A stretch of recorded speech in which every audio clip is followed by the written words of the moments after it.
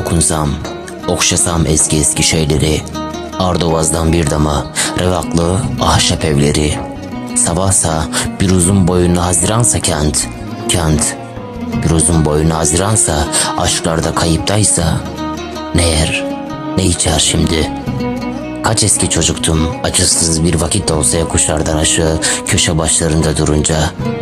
Ey dalgaların devrilirken bıraktığı gül, asaraktan seni, asaraktan boynuma. Çarşılarda hem büyük hem biraz mavi durur ve öyle sıcağında ve sonsuz bir hafta sonunda.